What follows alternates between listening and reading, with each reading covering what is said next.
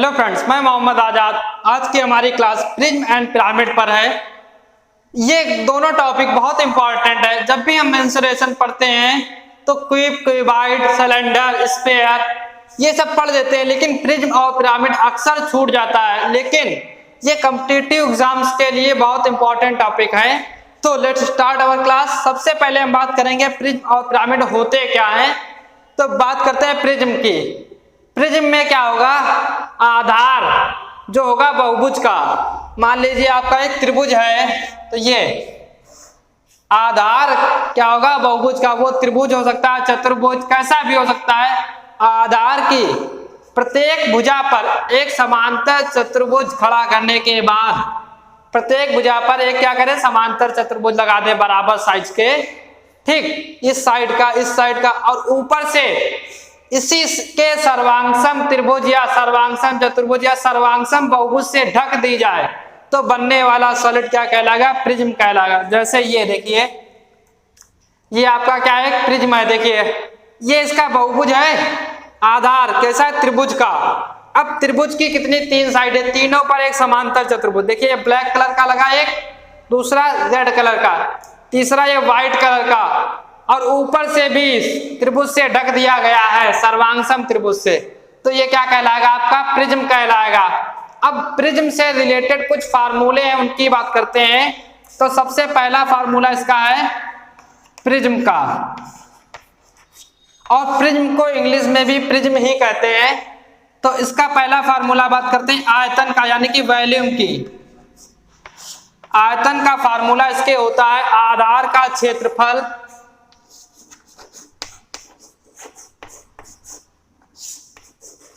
यानी कि area of base, आधार का क्षेत्रफल गुणे ऊंचाई। अगला फार्मूला इसका पार्श्व पृष्ठ का, लेटरल सरफेस एरिया। पार्श्व पृष्ठीय क्षेत्रफल बता चुके हैं क्या होता है। अब हम सिर्फ पार्श्व पृष्ठ किसका बताएंगे, प्रिज्म का। तो प्रिज्म का पार्श्व पृष्ठ क्षेत्रफल होता है आधार का परिमाप, आधार का परिमाप यानी कि पेरीमीटर ऑफ बेस इनटू ऊंचाई। अगला फार्मूला है, ये पार्श्व पृष्ठ का हो गया। अगला टोटल सरफेस एरिया यानी कि संपूर्ण पृष्ठीय क्षेत्रफल प्रिज्म के।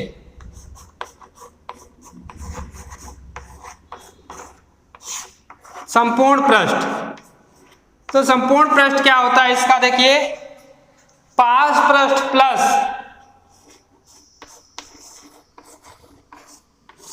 पार्श्व पृष्ठ यानी कि लेटरल सरफेस एरिया प्लस आधार का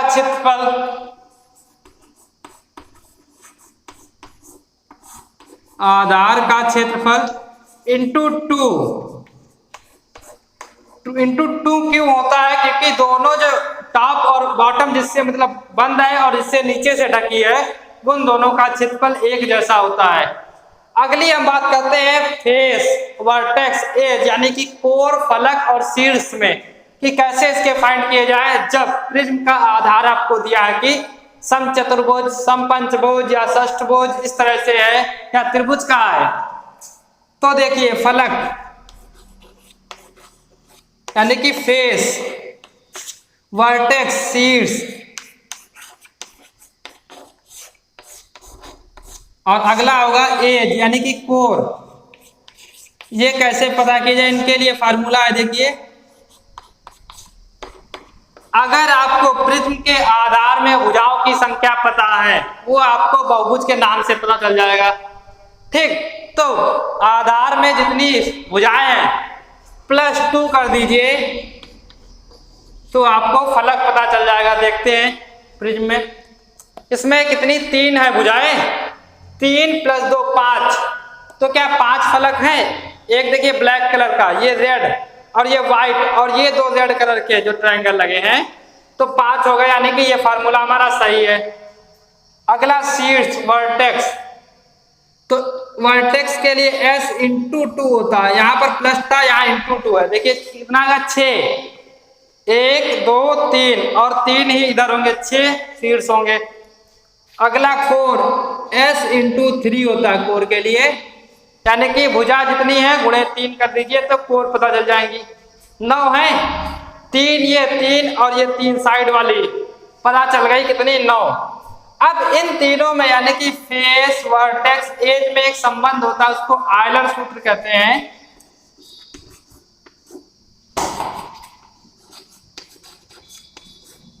आयलर सूत्र बताते हैं क्या है और ये कैसे संबंध बताता है। तो ये कहता है V प्लस एफ बराबर E+2 होगा। अब ये फार्मूला आपको याद होना चाहिए। इससे क्या होगा, अगर किसी कहते बहुभुज या कोई भी सॉलिड, ये सबके लिए एप्लीकेबल है कि दो चीजें जी तीसरी कैसे पता किए, तो इस फार्मूले से आप पता कर सकते हैं। अब हमारा टॉपिक है पिरामिड। तो पिरामिड क्या होता है, पिरामिड में भी आधार बहुभुज का होगा। बहुभुज की यहाँ पर प्रत्येक भुजा पर एक समांतर चतुर्भुज, यहाँ पर त्रिभुज। देखते हैं किस प्रकार से। ये क्या हो गया, इसकी प्रत्येक भुजा पर एक त्रिभुज लगा दिया। अब ये त्रिभुज के जितने भी वर्टेक्स बाहर निकले हुए हैं, 4 मिल गए, इन चारों को एक पॉइंट से मिला दिया जाए तो बनने वाला सॉलिड क्या कहलाएगा, पिरामिड। इस प्रकार से देखिए, ये एक व्हाइट कलर का पॉइंटेड वाला त्रिभुज दिखाई दे रहा होगा, इसके 3 साइड यानी कि 3 त्रिभुज लगा दें, एक ग्रीन कलर का, ये रेड कलर का और ये ब्लैक कलर का।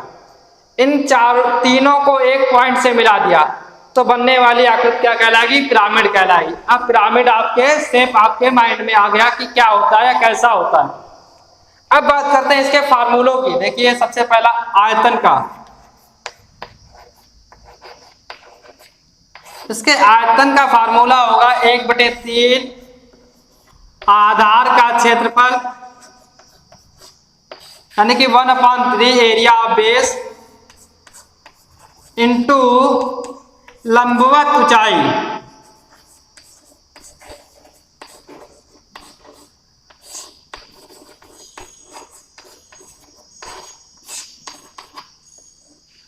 ठीक, तो लंबवत ऊंचाई क्या होगी, देखिए जहां पर तीनों त्रिभुज या चतुर्भुज में चारों त्रिभुज पॉइंटेड होने के बाद मिलेंगे, वहां से बेस के बीच की दूरी क्या कहलाएगी, लंबवत ऊंचाई। ठीक, अब आयतन के बाद पार्श्वपृष्ठ की बात करते हैं।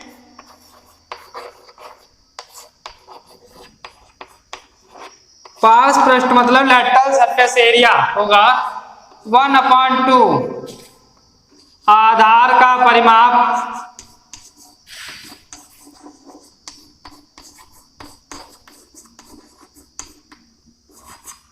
इंटू त्रियक ऊंचाई यहां पर होगा, यानी कि तिरछी ऊंचाई कहीं लिखा होगा, त्रियक ऊंचाई, दोनों एक ही है। अब देखिए त्रियक ऊंचाई क्या होगी, बताते हैं फिगर के माध्यम से। ये जो पॉइंटेड सर्कल थे वहां से आधार के बहुभुज वाली जो साइड है उनके बीच की दूरी, यानी कि ये इसके बीच की दूरी या ये क्या कहलाएगी, त्रियक ऊंचाई कहलाएगी। अब त्रियक ऊंचाई आपको पता चल गई। संपूर्ण पृष्ठ टोटल सरफेस एरिया की बात करते हैं, तो संपूर्ण पृष्ठ होगा पार्श्व पृष्ठ यानी कि लैटरल सरफेस एरिया प्लस आधार का क्षेत्रफल।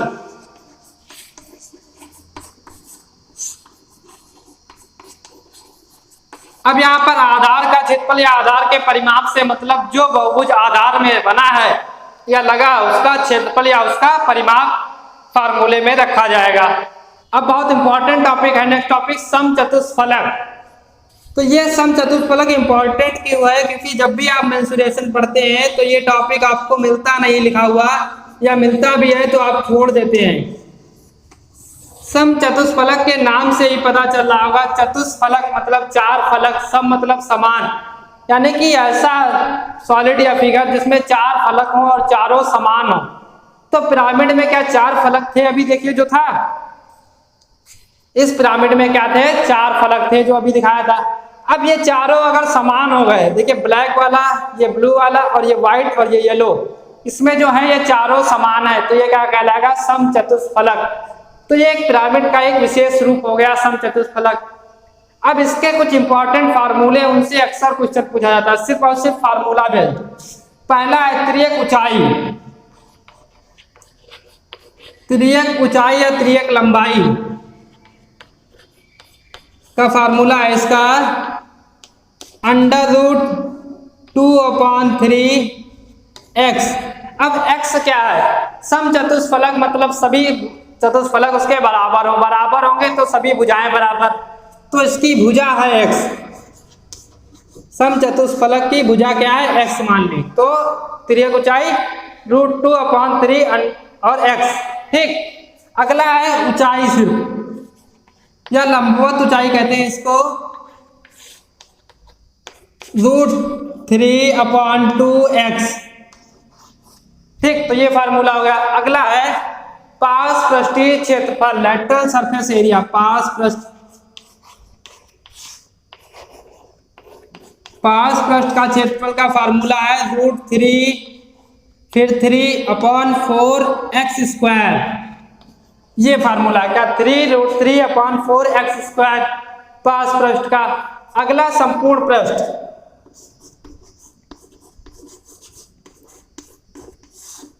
संपूर्ण पृष्ठ का फार्मूला है √3x²। क्या? √3x² संपूर्ण पृष्ठ का हो गया। वॉल्यूम की बात करते हैं यानी कि आयतन की, तो आयतन का फार्मूला है √2/12x³। अब क्या हो गया? समचतुष्फलक के आपको सभी फार्मूले पता चल गए, और ये फार्मूले इंपॉर्टेंट भी हैं क्योंकि बहुत कम जगह आपको लिखे हुए मिलेंगे, तो यहाँ से आप नोट्स बना जरूर लीजिएगा।